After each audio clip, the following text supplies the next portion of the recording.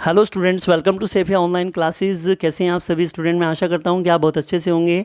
तो स्टूडेंट, आज की इस वीडियो में मैं आपको पावलोव का शास्त्रीय परंपरागत अनुबंधन का सिद्धांत पढ़ाऊंगा। स्टूडेंट की बहुत डिमांड आ रही है कि सर प्लीज़ हमें आप पावलोव का सिद्धांत पढ़ाइएगा, और ये हमें बहुत टफ लगता है, हमें समझ नहीं आता, आप एक बार एक्सप्लेन करके समझा दीजिएगा।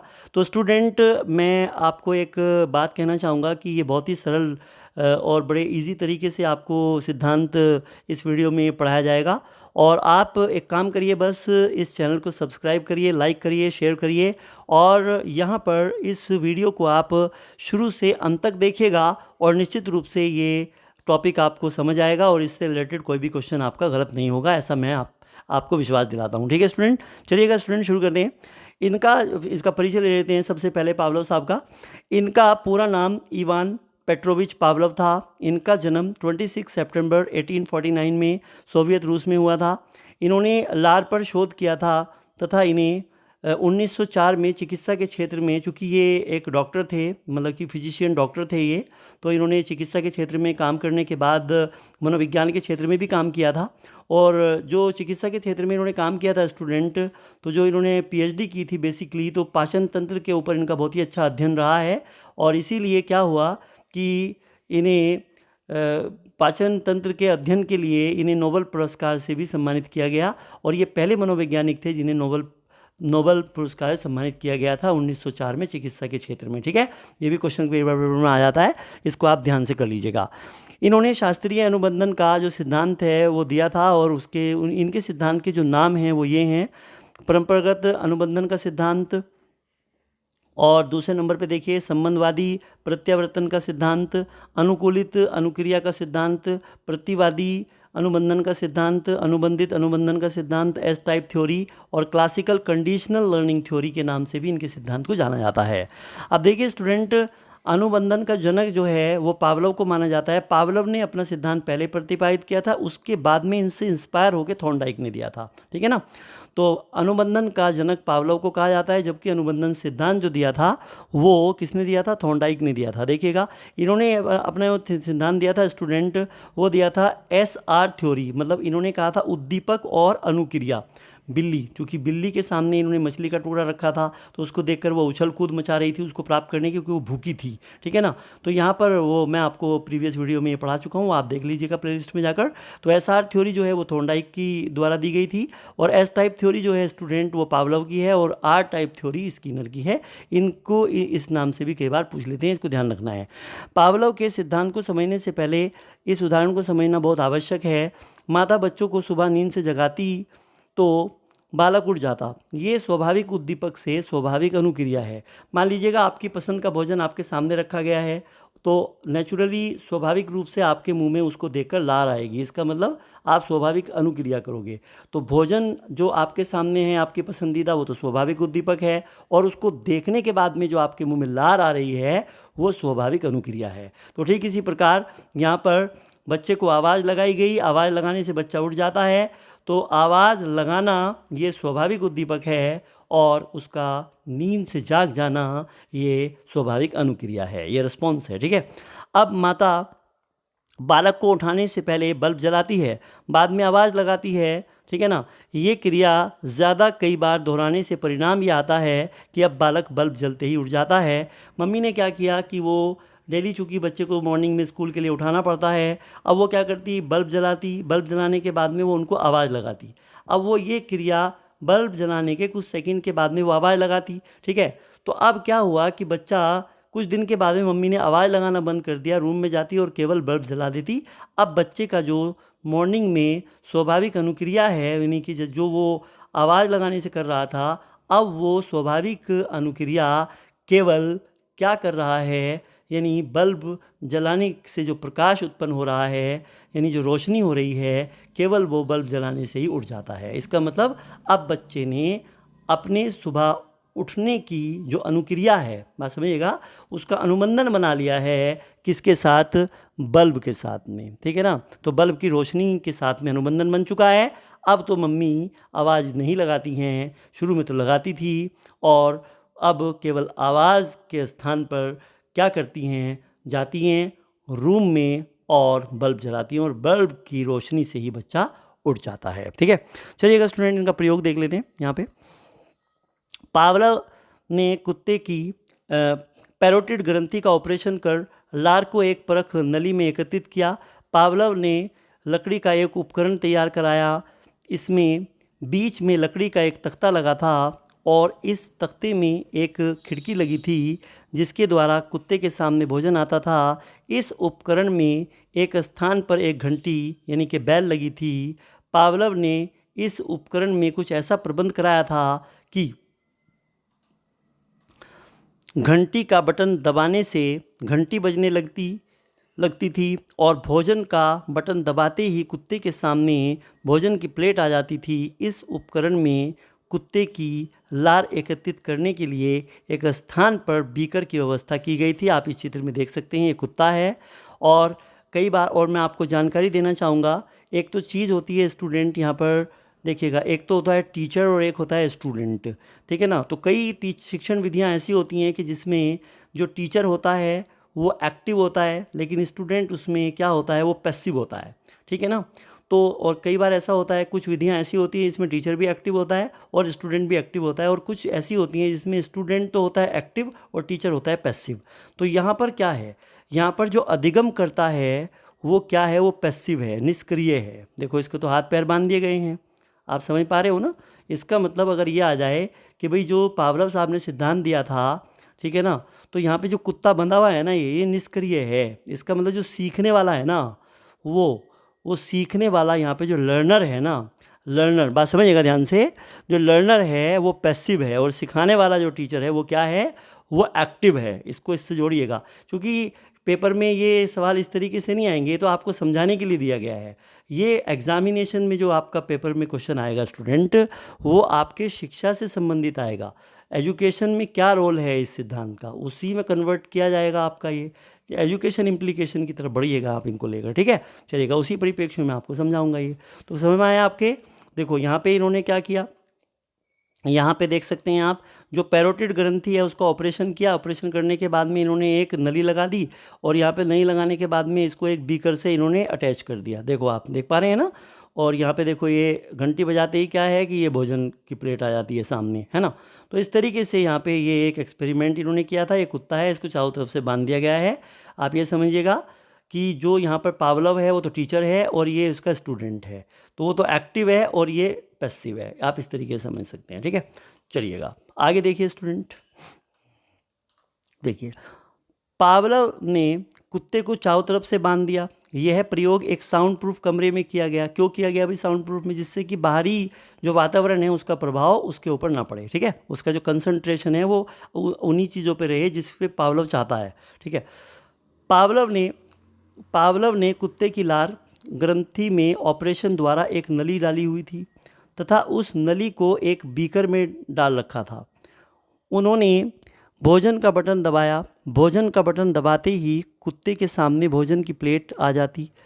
भोजन देखते ही कुत्ते का लार स्राव होने लगा। ठीक है, पावलोव की दृष्टि से भोजन कुत्ते के लिए स्वाभाविक उद्दीपक था तथा और भोजन देखते ही उसके मुंह से लार आना एक सहज क्रिया थी। मतलब ये भी एक स्वाभाविक अनुक्रिया थी। बात समझ पा रहे हैं ना। इसे सहज अनुक्रिया, रिलैक्स एक्शन भी कहते हैं। दूसरे दिन क्या किया स्टूडेंट उसने, पावलोव ने, दूसरे दिन पावलोव ने घंटी का बटन दबाया। घंटी की ध्वनि सुनते ही कुत्ते के कान खड़े हो गए, परंतु लार नहीं आई। क्योंकि जो अनुबंधन था ना, वो अनुबंधन जो था, क्योंकि जो स्टूडेंट, बात समझिएगा ध्यान से, पहले दिन कुत्ते के सामने भोजन परोसा गया तो भोजन को देखकर वो स्वाभाविक उद्दीपक था, तो उसको देखकर उसके मुंह में से स्वाभाविक अनुक्रिया के रूप में क्या हुआ, लार निकलने लगी। लेकिन केवल उसने सेकंड बार घंटी को बजाया तो उसने पाया कि कुत्ते के मुंह से लार नहीं निकली। ठीक है ना। पावलोव के अनुसार भोजन के स्थान पर घंटी की ध्वनि से लार स्राव अनुक्रिया के लिए अस्वाभाविक उद्दीपक था। ठीक है ना, क्योंकि वो भोजन को देख के ही लार निकाल पा रहा था, लेकिन केवल घंटी की जो आवाज़ थी वो उसके लिए अस्वाभाविक उद्दीपक था। इसलिए अनुक्रिया में कान खड़े हुए, यह सहज अनुक्रिया हुई, एक्टिव तो हुआ, लेकिन वहाँ पर जो अनुक्रिया थी वो उसने नहीं दी, मतलब लार वाली जो अनुक्रिया वो नहीं हुई, मतलब एक्टिव तो हुआ वो, ठीक है ना, इधर उधर तो देखने लगा भाई क्या हो रहा है, लेकिन वो लार वाली जो अनुक्रिया थी वो अभी यहाँ पर इनएक्टिव है, इसका मतलब वो पैसिव है, ठीक है। तीसरे दिन पावलव ने पहले घंटी बजाई, ये बड़ी मज़ेदार बात है यहाँ पे। तीसरे दिन क्या हुआ कि पहले घंटी बजाई, जैसे मम्मी ने क्या किया, पहले रूम की लाइट जलाई, मतलब बल्ब जलाया, उसके बाद में आवाज़ लगाई। ऐसे ही यहाँ पे क्या कर रहा है, पावलव भी कर रहा है क्या, कि तीसरे दिन पावलव ने पहले घंटी बजाई और घंटी सुनते ही कुत्ते के कान खड़े हो गए। उन्होंने घंटी के बटन के 2 सेकंड बाद भोजन का बटन दबा दिया। भोजन देखते ही कुत्ते की लार ग्रंथि से लार स्राव होने लगी। बात समझिएगा ध्यान से। अब पावलव ने क्या किया, पावलव ने यह प्रयोग कई दिन दोहराया, जैसे कि मम्मी ने दोहराया था कि भाई बल्ब का स्विच ऑन किया, आवाज़ लगाई, बल्ब का स्विच ऑन किया, आवाज़ लगाई। कुछ दिन तक दोहराने के बाद आवाज़ लगानी बंद, केवल बल्ब का स्विच ऑन किया। अब बच्चा जो है केवल बल्ब की रोशनी से ही उठ जाता है, उसी से उसका अनुबंधन बन गया। अब इसने भी ऐसा ही किया, पहले घंटी बजाई फिर भोजन, घंटी बजाई फिर भोजन, 2 सेकंड के बाद, अधिक समय नहीं लगाना है, ठीक है। तो जो इन्होंने स्टिमुलस दिया उसके कुछ समय के बाद, यानी कुछ पल के बाद, सेकंडों के बाद एकदम भोजन परोस दिया गया। अब जितनी लार कुत्ते की केवल भोजन प्रस्तुत करने से निकल रही थी उसको देखने के बाद, उतनी ही लार अब कुत्ते के मुंह में से घंटी की आवाज़, बात समझिएगा ध्यान से, घंटी की आवाज़ से निकली, क्योंकि अब भोजन को हटा दिया गया।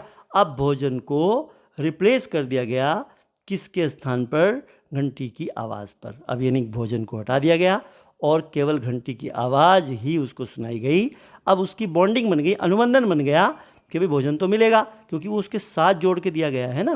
बात समझिएगा ध्यान से। अब आप केवल घंटी बजाते रहिएगा, भोजन तो आप नहीं दे रहे हैं, तो फिर कैसे बात बनेगी। तो कुत्ता सोचेगा भाई तो बेवकूफ़ बना रही हैं। जब घंटी की आवाज़ के साथ आप उसे भोजन भी देते हैं तब उसके दिमाग में बात आती है, ये उसके दिमाग के अंदर बात सेट हो जाती है कि भाई जो मुझे भोजन मिलता है यहाँ पर वो घंटी बजाने से मिलता है। इसका मतलब उसने उसकी बॉन्डिंग बना दी है। भोजन का स्वाभाविक उद्दीपक का घंटी की आवाज़ से जोड़ देना क्या है, इसके बारे में समझ लेते हैं। इसका अब देखिए, अंत में उन्होंने पाया कि केवल घंटी की आवाज़ सुनते ही कुत्ते के मुंह से उतनी ही लार टपकने लगी जितनी कि पहले घंटी तथा भोजन देने पर टपकती थी, ठीक है। इसका कारण यही था कि घंटी की ध्वनि से भोजन प्राप्त करने के लिए अनुबंधित हो चुका था। मैंने बताया ना, अनुबंधन बन गया। अनुक्रिया तो पहले भी हो रही थी और बाद में भी, केवल उद्दीपक को स्वाभाविक से अस्वाभाविक में परिवर्तित कर दिया गया। जैसे आपने देखा होगा, पहले तो मम्मी क्या करती थी, आवाज़ लगाती थी, तो स्वाभाविक उद्दीपक था। अब मम्मी का आवाज़ लगाना स्वाभाविक था ना। अब उन्होंने क्या किया, बाद में उन्होंने केवल बल्ब ही जलाया, मतलब कि बल्ब का स्विच ऑन कर दिया। अब वो अस्वाभाविक उद्दीपक हुआ, बच्चा तो बल्ब की रोशनी से ही उठ जाता है। ठीक इसी प्रकार यहाँ पे भी क्या हुआ, पहले भोजन देते थे तो भोजन देने से कुत्ते के मुंह में से लार आती थी। अब तो केवल क्या हुआ कि जब घंटी की आवाज़ और भोजन को दोनों को साथ साथ दिया गया तो उन दोनों के बीच में अनुबंधन बनने के बाद, क्योंकि वो भोजन को और घंटी को एक ही समझने लगा है, अब भोजन को वहाँ से हटा लिया गया। वो स्वाभाविक उद्दीपक था और केवल अस्वाभाविक उद्दीपक से ही उतनी ही लार उस अपने मुंह से निकाल रहा है जितनी लार वो स्वाभाविक उद्दीपक से निकाल रहा था। बात समझ में आ गया आपके। चलिए स्टूडेंट आगे देखते हैं। अब पावलव की जो लैंग्वेज है, जो निष्कर्ष है, वो एक बार शब्दावली आपको समझनी पड़ेगी क्योंकि इसमें कई बार बच्चे कन्फ्यूज हो जाते हैं, तो ये मैं आपको समझाऊंगा। पावलव ने इस सिद्धांत यानी इस प्रयोग से निम्न निष्कर्ष निकाले। क्या निकाले भाई, इसकी शब्दावली को समझिएगा। सबसे पहले तो मैं आपको बताना चाहूँगा जो भोजन है वो क्या है इनकी लैंग्वेज में। भोजन है प्राकृतिक उद्दीपक, स्वाभाविक उद्दीपक, गैर अनुकूलित उद्दीपक, अनानुबंधित उद्दीपक और इसे अनकंडीशनड स्टिमुलस कहते हैं। कई बच्चे क्या सोचते हैं स्टूडेंट, वो ना ये सोच लेते हैं प्राकृतिक उद्दीपक को कि भाई ये कंडीशनड स्टिमुलस है और अप्राकृतिक को वो सोचते हैं अनकंडीशनड, जबकि ये उल्टा है। क्योंकि ये साइकोलॉजी की टर्म है और आपको इसे साइकोलॉजी के पॉइंट ऑफ व्यू से समझना होगा। आप अगर उस तरीके से समझेंगे तो गलत हो जाएगा। चलिए मैं आपको पहले ये कंडीशन और अनकंडीशन समझा देता हूँ। कंडीशन वो होती है चीज़ जिस चीज़ में कोई शर्त शामिल होती है। अनकंडीशन वो होती है जिसके साथ में कोई शर्त शामिल नहीं होती, अर्थात जो चीज़ नेचुरल होती है। बस हमें आप ध्यान से, ठीक है। अब क्या है, हमारी नाक से सांस लेना ये अनकंडीशन रिस्पॉन्स है, अनुक्रिया है, इसमें ये प्राकृतिक है, ठीक है। तो इसमें कंफ्यूज अगर आप हो गए कंडीशन में और अनकंडीशन में, तो आपका क्वेश्चन गलत हो जाएगा, क्योंकि कई बार ना ये टर्म्स दे देते हैं और इसमें बच्चे कंफ्यूज हो जाते हैं। सिर्फ एक पॉइंट याद रखना है आपको कि जो प्राकृतिक उद्दीपक है वो अनकंडीशन है, इसका मतलब इसके साथ कोई कंडीशन शामिल नहीं है, ये स्वतंत्र है। अनकंडीशन, कंडीशन में शर्त आ जाएगी, उसमें बंधन आ जाएगा, इसमें बंधन नहीं है, इसमें बंधन है, इसमें बंधन है, यू अनहटते ही कंडीशन स्टिमुलस में बंधन है, ठीक है। तो ये अनकंडीशन, बस समझ में आ गया आपके, चलिएगा शॉर्टकट में समझिएगा। तो भोजन प्राकृतिक उद्दीपक, स्वाभाविक उद्दीपक, गैर अनुकूलित उद्दीपक, अनानुबंधित उद्दीपक। अनानुबंधित का मतलब जो अनुबंधित ना हो, ठीक है, ये सबका एक ही सिनोनिम है इन सबके, ठीक है। अनकंडीशन स्टिमुलस यूसीआर यूएस कहते हैं इसको, कई बार पेपर में यूसीआर है ना, या कई बार इसको यूएस कहते हैं, तो एक ही बात है, चलिएगा। लार आना क्या है भाई, ये प्राकृतिक अनुक्रिया है। प्राकृतिक अनुक्रिया को कहेंगे स्वाभाविक अनुक्रिया, गैर अनुकूलित अनुक्रिया और अनानुबंधित अनुक्रिया, इसको अनकंडीशन रिस्पॉन्स यूसीआर या यूआर भी कहते हैं। घंटी की आवाज़ क्या है, ये अस्वाभाविक है। घंटी की आवाज़ क्या है, अस्वाभाविक, ये स्वाभाविक थोड़ी ना है, घंटी की आवाज़ स्वाभाविक तो भोजन है, इसका मतलब ये अस्वाभाविक उद्दीपक है, अप्राकृतिक है, अनुबंधित है। अनुबंधित मतलब कंडीशन, और अनानुबंधित होते ही क्या हो जाएगा, ये इसका उल्टा हो जाएगा, यहाँ पे अन लगाना पड़ेगा तभी तो बनेगा अनानुबंधित। ये रहा यहाँ पे, ये रहा अनकंडीशन, अनानुबंधित, ये उल्टा है, अनुबंधित कंडीशन, ठीक है। तो कंडीशन स्टिमुलस सीएस, समझ में आया। लार आना अनुबंधित अनुक्रिया, और अनुक्रिया अनुकूलित अनुक्रिया यानी कंडीशनड रिस्पॉन्स सीआर, ठीक है। प्रयोग के पहले चरण का निष्कर्ष देख लेते हैं यहाँ पे। पहले चरण में कुत्ते के सामने केवल भोजन प्रस्तुत किया गया, जिससे कुत्ते के मुंह से लार आना प्रारंभ हो गई। ऐसा ही तो हुआ था, भोजन देते ही आपके सामने आपकी पसंद का भोजन रखा गया, तो नेचुरली प्राकृतिक रूप से क्या हुआ, प्राकृतिक उद्दीपक देखते ही आपसे आपके मुंह में से लार आना क्या है, प्राकृतिक अनुक्रिया है। तो ठीक इसी प्रकार कुत्ते के सामने भोजन रखा गया, भोजन रखते ही उसके मुंह में से लार आने लगी, ठीक है ना। तो अब इसे पावलोव की भाषा में समझिए। किसी स्वाभाविक प्राकृतिक गैर अनुकूलित अनानुबंधित उद्दीपक, बात तो वही है ना, अनकंडीशन स्टिमुलस यूसीआर देने पर प्राकृतिक स्वाभाविक गैर अनुकूलित अनानुबंधित अनुक्रिया यूसीआर होती है, बिल्कुल होती है। यानी कि लैंग्वेज बदल गई, चीज़ सिंपल भाषा में समझिएगा। स्वाभाविक उद्दीपक देने से, है ना, उससे जो प्राप्त हुई अनुक्रिया वो स्वाभाविक हुई, अर्थात भोजन सामने रखने से जो उसके मुंह में लार आई है, जो अनुक्रिया हुई है वो क्या है, यानी स्वाभाविक उद्दीपक से जो होने वाली अनुक्रिया है वो स्वाभाविक अनुक्रिया है। आप ध्यान रखिएगा, ठीक है। अब इसको इन्होंने इतने सारे शब्दों में बताया है, एक ही आपको पॉइंट याद रखना है, स्वाभाविक उद्दीपक से स्वाभाविक अनुक्रिया का होना। चलिएगा आगे देखिएगा। अनुबंधन से पहले क्या था, यूएस क्या है भाई, अनकंडीशनड स्टिमुलस। अनकंडीशन का मतलब तो स्वाभाविक हो गया, तो स्वाभाविक है भोजन।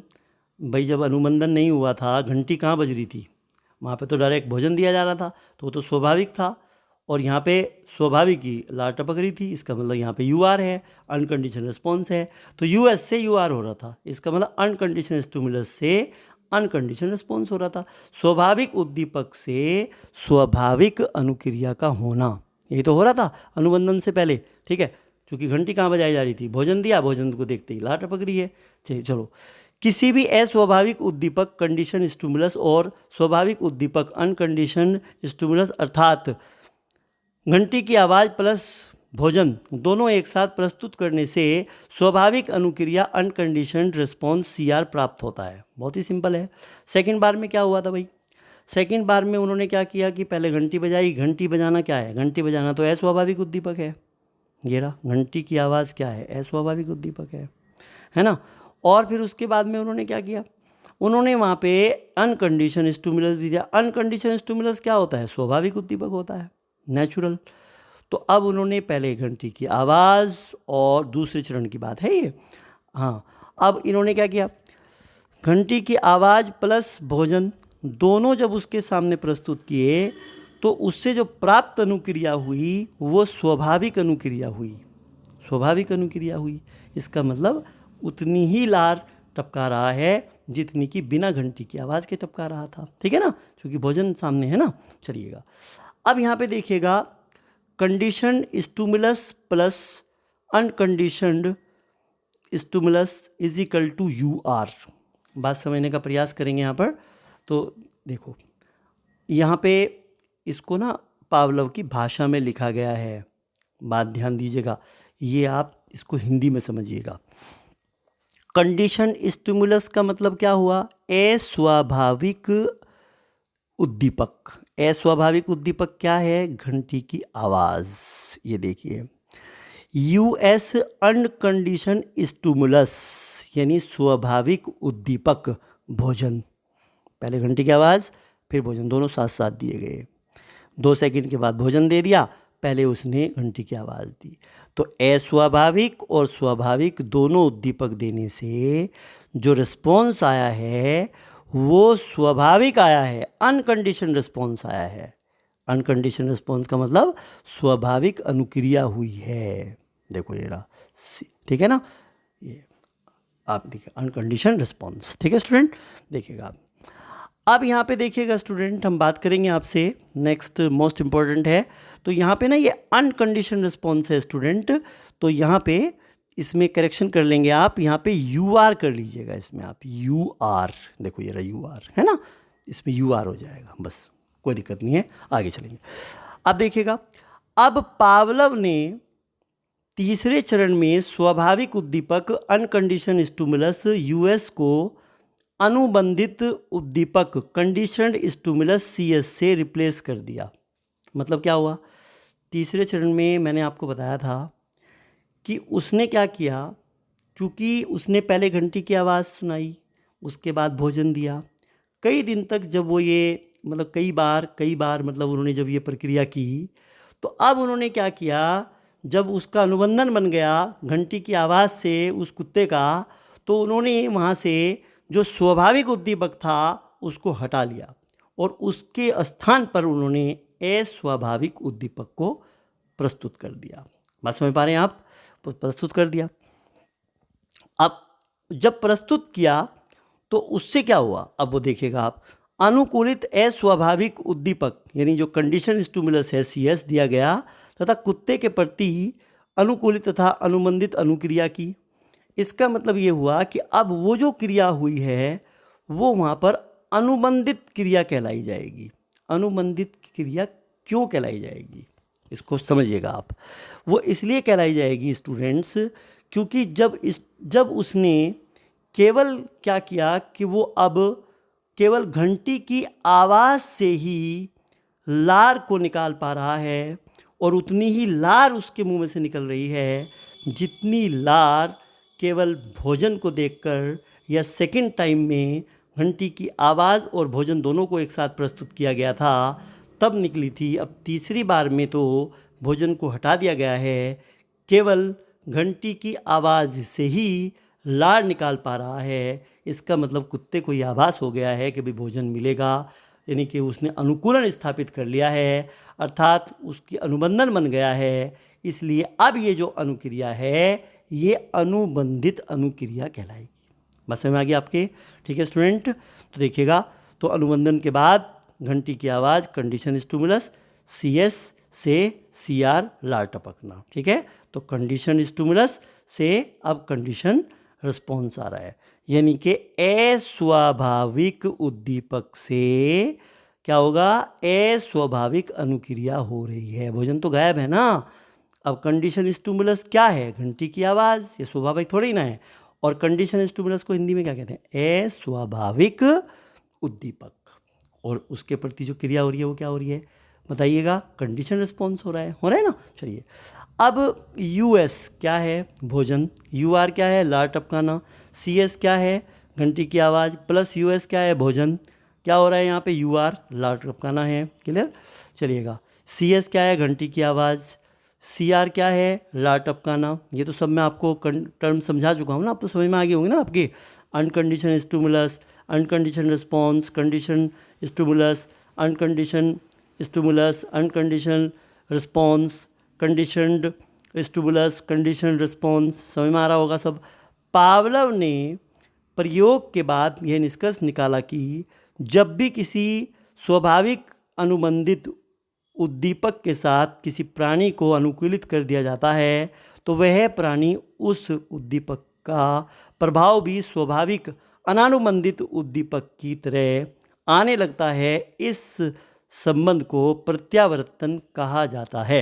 मतलब कि पहले तो भोजन से वो क्रिया हो रही थी, उसके बाद में उसे अनुबंधित कर दिया गया उसकी आवाज़ से, तो केवल उसकी आवाज़ सुनने से ही अब जो वो प्रतिक्रिया कर रहा है तो वो प्रतिक्रिया हमारी जो है, जो ये संबंध बन गया है, जो ये अनुबंधन, जो ये स्वाभाविक अनानुबंधित उद्दीपक की तरह जो ये रिस्पॉन्स आ रहा है अब, तो इस रिस्पॉन्स को उन्होंने प्रत्यावर्तन कहा है। ठीक है स्टूडेंट, चलिएगा अब यहाँ पे देखिएगा स्टूडेंट, निम्न शब्दों को विलोपन क्या है। जब एक अनुकूलन के बाद यदि प्राणी को बार बार अस्वाभाविक उद्दीपक ही प्रस्तुत किया जाता रहता है तो एक दिन अनुकूलन का विलोप हो जाता है और प्राणी अनुकूलित क्रिया करना बंद कर देता है। इसे ही विलोपन कहते हैं। मान लीजिएगा कि कुत्ते को आप हर बार केवल क्या करें कि उसे घंटी की आवाज़ सुनाते रहें, उसके साथ में भोजन आप कभी भी ना दें तो क्या होगा कि वो समझ जाएगा और फिर जो उसका एक अनुबंधन बना था, यानी उस घंटी की आवाज़ से वो भोजन के लिए बना था, तो वो जो अनुबंधन है वो टूट जाएगा, अर्थात उसका विलोपन हो जाएगा। इसलिए इन्होंने कहा है कि अगर आप ये चाहते हैं कि वो जो उसकी अनुक्रिया है वो समाप्त ना हो तो बीच बीच में, मतलब कि कुछ समय बाद उसे उसकी आवाज़ के, यानी घंटी की आवाज़ सुनाएं, उसके बाद में उसे बीच बीच में आप वहाँ पर भोजन भी देते रहें। अगर आप भोजन देना बिल्कुल बंद कर देंगे, केवल आवाज़ सुनाएंगे, तो वो उसकी जो अनुकूलन है, जो अनुक्रिया वो कर रहा है, उसका विलोप हो जाएगा। अर्थात ऐसा होने से प्राणी अनुकूलित क्रिया करना बंद कर देता है और इसी को विलोपन कहा जाता है। ठीक है, लगातार घंटी बजाने तथा भोजन न देने से लाट टपकाने की अनुक्रिया का विलोपन हो जाएगा। स्वतः पुनर्लाभ, पुनः प्राप्ति, स्पॉन्टेनियस रिकवरी। विलोपन के बाद फिर से कुत्ते को घंटी बजाने पर भोजन दिया गया तो कुत्ते के मुंह में फिर से लार आने लगी। यह स्वतः पुनर्लाभ कहलाता है। मान लीजिए कुछ दिन आपने ऐसा किया कि भोजन नहीं दिया, फिर देना शुरू किया, तो फिर वो दोबारा से, मतलब कि वो जो रिबॉन्डिंग हो जाएगी उसके साथ में, उसकी अनुबंधन जो है वो दोबारा से रिवाइज हो जाएगा। ठीक है, सामान्यीकरण, जनरलाइजेशन क्या होता है, कभी कभी अनुकूलित उद्दीपक के समान अन्य उद्दीपक का होने का प्रभाव, उद्दीपक को होने पर उसका प्रभाव भी अनुकूलित उद्दीपक के समान आने लग जाता है। जैसे घंटी की आवाज़ से मिलती जुलती अन्य आवाज़ पर भी कुत्ते का लार टपकाना सामान्यीकरण कहलाता है। सामान्यीकरण स्टूडेंट ऐसा होता है कि कोई ऐसी चीज़ जिससे कि, मतलब कि वो उससे मिलती जुलती चीज़ हो, जिससे कि वो पहले से ही जानता हो जैसी ही, तो वैसा ही रिस्पॉन्स आएगा जैसे कि वो घंटी की आवाज़ से आ रहा था। मान लीजिए इस बार आपने क्या किया, घंटी की आवाज़ के बजाय आपने, कोई छोटा बच्चा घर में है, उसकी साइकिल है छोटी, तो आपने साइकिल ही घंटी बजा दी, तो चूँकि वो एक जैसी रहती है तो वो अब साइकिल ही घंटी से भी वही रिस्पॉन्स देगा, चूँकि वहाँ पे उसका सामान्यीकरण हो गया है, चूँकि वो उसे भी वही समझता है, इसलिए यहाँ पर इस घटना को सामान्यीकरण कहा जाता है। अब ये कालिक क्रम क्या होता है, CS, यानी कंडीशन स्टिमुलस और अनकंडीशन स्टिमुलस के मध्य, यानी कि जो आप उसे स्वाभाविक उद्दीपक दे रहे हैं और जो अस्वाभाविक उद्दीपक दे रहे हैं, इन दोनों के बीच में अस्वाभाविक, कंडीशन का मतलब अस्वाभाविक जो आप उसे यहाँ पे उद्दीपक दे रहे हैं और जो स्वाभाविक उद्दीपक दे रहे हैं, इन दोनों के बीच में 3 से 5 सेकंड का अंतर कालिक क्रम कहलाता है। ज़्यादा अंतर नहीं होना चाहिए, ज़्यादा अंतर होगा तो बॉन्ड नहीं बन पाएगा। इसका मतलब यहाँ पे आप किस प्रकार समझेंगे, एक बच्चे को आपने सेब दिखाया और सेब दिखाने के बाद में आपने A लेटर बनाया, फिर APPLE बनाया, और उसके तुरंत बाद मान लीजिए आपने एप्पल लिखा, एप्पल लिखने के बाद में तुरंत आपने सेब दिखा दिया। अब एप्पल तो आज लिखा और 1 घंटे के बाद आप उसे एप्पल दिखा रहे हैं, तो अनुबंधन नहीं बन पाएगा। तो चित्र से लेटर्स का, यानी किसी पिक्चर से उसके जो वर्डिंग्स हैं बच्चों की, जो आप A for Apple, A for ऐसे अनार, या कोई भी वर्ड उसे सिखाना चाहते हैं आप, तो आप उसे तुरंत, यानी कि आप उसे अस्वाभाविक चीज़ दिखाइए, फिर आप उसे स्वाभाविक चीज़ दिखाइएगा तुरंत, तो क्या होगा, उन दोनों के बीच में बॉन्ड बन जाएगा और उस अनुबंधन के माध्यम से बच्चा उस लेटर्स को पहचानना सीख जाएगा। और एक दिन वो आएगा कि आप स्वाभाविक जो उद्दीपक है वो हटा लेंगे, वो केवल लेटर को देख के ही उसका नाम पहचानने लगेगा। ठीक है, इसका एजुकेशन में ये रोल होता है। देखिएगा, द्वितीय कोटि अनुबंधन। प्राणी को यदि अनुबंधन के दौरान यूसीएस अनकंडीशन स्टिमुलस की जगह कोई अन्य अनकंडीशन दिया जाए, भोजन के स्थान पर मांस का टुकड़ा दिया जाए, तो भी अनुबंधन होगा। मतलब कि अगर तो द्वितीय कोटि अनुबंधन का मतलब ये होगा कि भोजन के स्थान पर भोजन के रूप में कुछ और भी हम देंगे तो भी जो है अनुबंधन होगा। इसे द्वितीय कोटि अनुबंधन कहते हैं। ठीक है स्टूडेंट, आगे देखिएगा यहाँ पर विभेदीकरण क्या होता है, डिस्क्रिमिनेशन। जब एक प्राणी किसी अस्वाभाविक उद्दीपक के साथ इतना अधिक घनिष्ठता से अनुकूलित हो जाता है तथा उद्दीपकों के बीच अंतर को समझने लगता है, तो गैर अनुकूलित उद्दीपक के रूप में नहीं जोड़े गए थे, यह विभेदीकरण कहलाता है। ठीक है ना। कुत्ते का अनुकूलन भोजन उद्दीपक के साथ घंटी की आवाज़ वाले अस्वाभाविक उद्दीपक के साथ हुआ था, न कि किसी और वस्तु से। ऐसा नहीं होगा। ऐसा तो नहीं कि भाई आप उसकी आवाज़ के अलावा आप उसके सामने कोई और वस्तु दे देंगे तो उससे वो जो है लारानी शुरू हो जाएगा, ऐसा नहीं होगा। तो और वस्तु से ऐसा नहीं होगा कि आप कुत्ते को घंटी की आवाज़ के स्थान पर कोई पुस्तक या कुर्सी दिखा दोगे तो वह लार टपका देगा। इसका मतलब कि एक छोटे बच्चे को आपने एप्पल का चित्र दिखाया, एक सेब दिखाया, आपने उस बच्चे को एक स्वाभाविक उद्दीपक दिया और फिर आपने लेटर के शब्दों के लेटर्स के रूप में आपने बोर्ड पे APPLE एप्पल लिखा, तो आप अगर उसमें से एप्पल को गायब कर दोगे, यानी कि लेटर्स को गायब कर दोगे, तो वो स्वाभाविक है तो भी वो रिस्पॉन्स देगा कि एप्पल है। एप्पल को हटा दोगे, लेटर को देखकर बता देगा।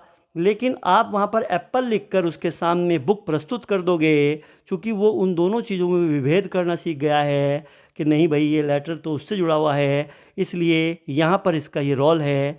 तो अगर आप घंटी की आवाज़ के अलावा उसे कुर्सी या किताब या कोई और चीज़ दिखाओगे तो कुत्ता यहाँ पर चूँकि वो समझने लगा है तो वो यहाँ पर लार उसमें से नहीं टपकेगी। एजुकेशन में इसका इस तरीके से रोल है, आप देखिएगा। वाटसन का प्रयोग भी है इसमें, देख लीजिएगा। वाटसन ने इस प्रयोग के समर्थन में अपनी पत्नी रेनर के साथ 1920 में मिलकर अपने पुत्र अल्बर्ट, 11 माह का था इनका एक पुत्र, उस पर प्रयोग किया। अल्बर्ट के सम्मुख बालों वाला खिलौना तथा डरावनी ध्वनि को एक साथ प्रस्तुत किया था। परिणाम स्वरूप अल्बर्ट डर कर रोने लगा। कुछ समय बाद ये देखा गया कि अल्बर्ट के सम्मुख जब भी कोई बालों वाली वस्तु प्रस्तुत की जाती तो अल्बर्ट डर कर रोने लगता। यह सब अनुबंधन के कारण था, क्योंकि उस जो एक बालों वाली जो कोई गुड़िया दिखाई है उसे, या उसे खरगोश, कोई भी मतलब उसे ऐसी वस्तु दी गई है, दिखाई गई है, और उस वस्तु से एक आवाज़ को जोड़ दिया गया डरावनी, तो इसलिए उसका अनुबंधन बन गया है। तो जब भी हम उसे जब भी उसे ध्यान दीजिएगा, तो यह सब अनुबंधन के कारण होता है। डरावनी आवाज़ से पहले उस सफ़ेद खरगोश के साथ खेलता था, परंतु डरावनी आवाज़ के बाद अब वह हर सफ़ेद वस्तु जो उसके सामने होती थी उसे देखकर डर जाता था। तो इन्होंने पावलव के इस सिद्धांत को समर्थन करते हुए बताया था कि हाँ भाई अनुबंधन का रोल है। तो वाटसन ने भी किया था यहाँ पे। तो कुछ महत्वपूर्ण बिंदु आप देख लीजिएगा। पावलव को पाचन क्रिया लार ग्रंथि पर शोध अर्थात चिकित्सा के क्षेत्र में सन 1904 में नोबेल पुरस्कार से नवाजा गया। इनके सिद्धांत को शिक्षा में स्थापित करने का श्रेय इनके शिष्य लेस्टर एडलर को जाता है। पावलव रूस की मिलिट्री के अस्पताल में चिकित्सक थे। अस्वाभाविक या कृत्रिम उत्तेजक के कारण स्वाभाविक या प्राकृतिक उद्दीपक के समान हुई प्रतिक्रिया को संबद्ध प्रतिक्रिया या सहज क्रिया भी कहते हैं। जो क्रिया लार का गिरना स्वाभाविक उद्दीपक भोजन के प्रति हो रही थी, वही क्रिया अस्वाभाविक उद्दीपक घंटी के प्रति होने लगी। इसी को हम अनुकूलित अनुक्रिया सिद्धांत कहते हैं। इसीलिए देखो अनुकूलन बन गया ना, इसीलिए इसको अनुकूलित अनुक्रिया का सिद्धांत भी कहते हैं। तो मैं आपको बताने का प्रयास कर रहा हूँ कि इनके जो अदर नेम है वो क्यों पड़े, ठीक है ना, तो इसमें कोई लॉजिक है। तो पुनरावृत्ति के आधार पर जो संबंध स्थापित हुआ उसे अनुबंधन कहते हैं। बार बार उसकी जो है रिवाइज किया गया तो अनुबंधन बन गया, बॉन्डिंग बन गई, तो इसे अनुबंधन का सिद्धांत कहते हैं। अनुबंधन स्थापित हो जाने के बाद यदि बार बार मात्र अनुबंधित उद्दीपक घंटी को ही प्रस्तुत किए जाने पर अंत में अनुबंधित अनुक्रिया का बंद हो जाना विलोप कहलाता है। बिल्कुल सही बात है, अगर आप उसे केवल घंटी ही बजाएंगे और भोजन नहीं देंगे तो विलोप हो जाएगा। ठीक है, तो पहले चरण में भोजन उद्दीपक दिया गया, दूसरे चरण में पहले घंटी की आवाज़ फिर भोजन। क्योंकि कई बार पेपर में पूछ लेते हैं कि भाई पावलोव ने अपने सिद्धांत में पहले दूसरे चरण में क्या किया था, तो पहले उसने भोजन दिया था, क्या दिया था, दूसरे चरण में उसने पहले घंटी की आवाज़ बजाई थी, उसके बाद भोजन दिया था। ठीक है ना, चलिएगा। तो पहले सबसे पहले चरण में तो उन्होंने डायरेक्ट भोजन दिया था। सेकंड में उन्होंने क्या किया था, पहले घंटी की आवाज़, उसके 2 सेकंड के बाद में भोजन। ठीक है ना, अस्वाभाविक उद्दीपक दिया था, फिर स्वाभाविक उद्दीपक दिया था। ठीक है, जबकि तीसरे चरण में केवल घंटी की आवाज़ के रूप में उद्दीपक प्रस्तुत किया कि वहाँ से भोजन हटा दिया गया था। ये 3 चरण थे, आपको याद रखने हैं, यहाँ से क्वेश्चन बहुत आते हैं एग्जाम में। तो शास्त्रीय अनुबंधन की शिक्षा में उपयोगिता, यह सिद्धांत सीखने की क्रिया में अनुबंधन पर बल देता है। इस विधि से ऐसे विषय को सरलता से पढ़ाया जा सकता है जिसमें बुद्धि चिंतन एवं तर्क की आवश्यकता नहीं होती, जैसे बालकों को अक्षर का पढ़ाना लिखाना सिखाना। ठीक है, शास्त्रीय अनुबंधन द्वारा बच्चों का समाजीकरण सरलता से किया जा सकता है। आगे देखिएगा, प्रत्येक अधिगम सामग्री को की अपनी अलग प्रकृति होती है, अतः उनके लिए सामान्यीकरण तथा विभेदन के लिए उचित क्षेत्रों की पहचान करना आवश्यक है। सामान्यीकरण का मतलब है कि उन चीज़ों को जोड़ा जाए जो बच्चे पहले से ही जानते हैं, पूर्व ज्ञान से, मतलब उनके वातावरण से जुड़ी हुई चीज़ों को जोड़ के, जिससे कि उनके लिए उस चीज़ को समझना आसान हो जाए। ठीक है, सर्कस आदि में पशुओं के प्रशिक्षण इसी सिद्धांत के आधार पर अनेक प्रकार की क्रियाएं सिखाने में सफल हो पाते हैं। गणित शिक्षण में सहायक, समाजीकरण में सहायक, भाषा सीखने में उपयोगी, और जेबी वाटसन का ये मैं ऑलरेडी आपको पढ़ा चुका हूँ स्टूडेंट, एक बार इसको रिवाइज के तौर पर देख लीजिएगा। जेबी वाटसन ने भी अनुबंधन से संबंधित प्रयोग किया। इन्होंने अपने बेटे अल्बर्ट, जो कि 11 वर्ष का था, अपनी पत्नी रेनर के साथ में 1920 में मिलकर प्रयोग किया था। अल्बर्ट के पिता वाटसन ने, क्योंकि अल्बर्ट कौन थे, इनके पिता थे, इनकी पत्नी का नाम रेनर था। ठीक है, तो एक टेस्ट किया था। जब भी अल्बर्ट खरगोश के पास जाता तो वाटसन एक डरावनी आवाज़ निकाल देते। शुरुआत में तो अल्बर्ट को कुछ एहसास नहीं हुआ, परंतु धीरे धीरे बच्चे का डरावनी आवाज़ से अनुबंधन बन गया। अब अल्बर्ट के सामने जब भी खरगोश या उसी आवाज़ की सफ़ेद वस्तु उसके सामने रखी जाती तो वो डर जाता। जब उसी आकार की समान वस्तु से भी वैसी ही अनुक्रिया रिस्पॉन्स आए तो उसे वैज्ञानिकों ने सामान्यीकरण, जनरलाइजेशन कहा है। ठीक है ना, क्योंकि उसके दिमाग में उस चीज़ को लेकर वो बात बैठ गई है कि भाई इस तरह की हर वस्तु से डरावनी आवाज़ आती है। अब वो उस तरह की, उस जैसी जितनी भी अलग अलग वस्तुएं हैं उनको वो उसी नज़रिए से देखने लगा। तो स्टूडेंट्स, आज की वीडियो में इतना ही। अब हम आपको नेक्स्ट वीडियो में इससे संबंधित कुछ इंपॉर्टेंट क्वेश्चंस करवाएंगे। Thank you so much, all the best.